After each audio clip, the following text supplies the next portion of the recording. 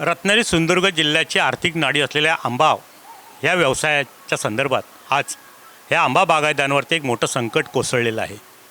रत्नागिरी सिंधुदुर्ग जिल्ह्यातील जवळजवळ आंबा उत्पादनापैकी 40% आंबा हा एकट्या वाशी मार्केटमध्ये जे व्यापारी स्वरूपात खरेदी केला जातो त्या व्यापाऱ्यांचे एक प्रतिनिधी म्हणून संजय पानसरे यांना काही 4 दिवसापूर्वीच अटक झालेली आहे.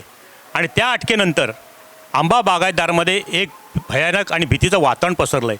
आर्थिक कणाच त्यांचा मोडल्या जमा आहे आणि त्यामुळे नेमकं आता आंबा बागायतदारांमध्ये नेमकी कोणत्या प्रकारची भीती निर्माण झाली आणि आर्थिक संकट कसं ओढवलं आहे या दृष्टीने आपण चर्चा करणार आहोत.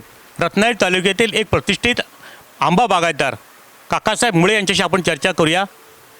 काका, संजय पानसरेंना मुंबईमध्ये 2-3 दिवसापूर्वी अटक झालेली आहे आणि त्या अटकेचे परिणाम ह्या आंबा बागायतदारांवरती किंवा आंबा व्यापाऱ्यांवरती कशा प्रकारे? संजय पानसरे हे देवगडपासून जयगडपर्यंत बऱ्याचशा व्यापाऱ्यांचे म्हणजे जवळजवळ 60% व्यापारी त्यांच्याकडे संबंधित आहेत. आज APMC मार्केटचा जर विचार केला तर APMC मार्केटला जे विक्रेते आहेत त्याच्यामध्ये 1 नंबरचा विक्रेता संजय पानसरे. देवगडपासून जयगडपर्यंत गोरगरीब शेतकऱ्यांच्या पाठीशी राहून त्यांना काय लागणारी जी काय मदत असेल ती करून वेळी त्याचा माल वेळेवर आला नाही, आला काय आणि नाही आला काय तरीसुद्धा त्याची पाठ न धरता त्याला परत उभा करण्याची जी काय कला आहे ती कला संजय पानसरेंकडे आहे. आणि त्याप्रमाणे त्याने आत्तापर्यंत देवगडपासून जयगडपर्यंतच्या शेतकऱ्यांना बागायतदारांना सांभाळला.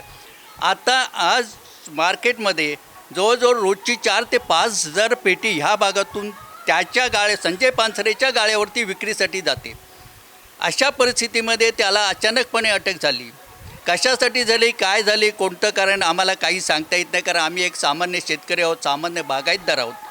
अशा परिस्थितीमध्ये ती अटक झाल्याच्या नंतर आज बागायतदारामध्ये, व्यापाऱ्यामध्ये, शेतकऱ्यामध्ये असा एकदम चिंतेचं वातावरण उपस्थित झालेलं आहे. आज ही विक्री करणारा जर विक्रेताच जर जेलमध्ये टाकला गेला तर आज शेतकऱ्यांचं काय भलं होणार आहे?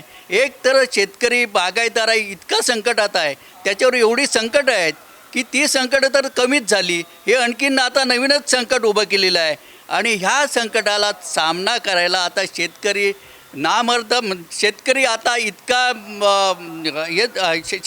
इतका कंटाळला आहे की आता नको ते तो धंदा पण नको, काही नको, अशी परिस्थिती आज निर्माण झालेली आहे. संकटं तर संकटच आहेत.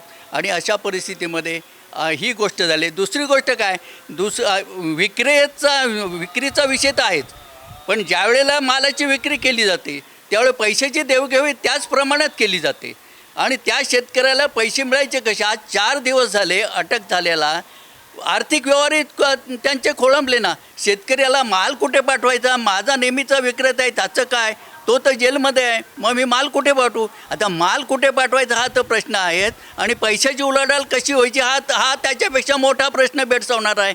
अशा परिस्थितीत शेतकऱ्यांनी काय करायचं? गरीब शेतकऱ्याकडे कोणी लक्ष देत नाही. सरकार या बाबतीत काही विचार करत नाही. हमीभाव बाजूला राहिला, शेतकऱ्यांचे प्रश्न होते ते सगळे बाजूला राहिले. अजूनपर्यंत कोणत्याही शेतकऱ्याच्या प्रश्नाला हात घातलेला नाही.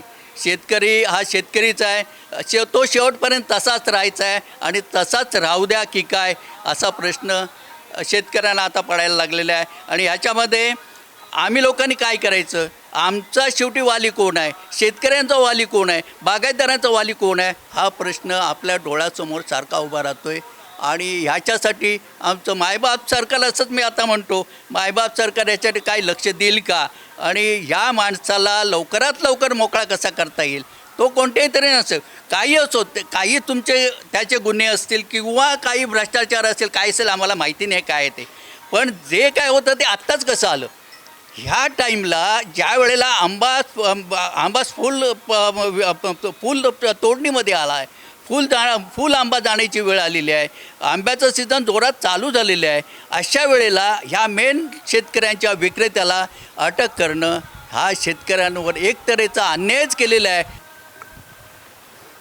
एकीकडे निवडणुकीचं राजकारण तापलेलं असताना आता शेतकऱ्यांना अत्यंत महत्त्वाच्या अशा आर्थिक नाडीशी निगडीत असलेल्या वाशी मार्केटमधल्या संचालक संजय पानसरेंच्या अटकेनंतर आंबा बागायतदारांमध्ये एक चिंतेचं वातावरण निर्माण झालं आहे.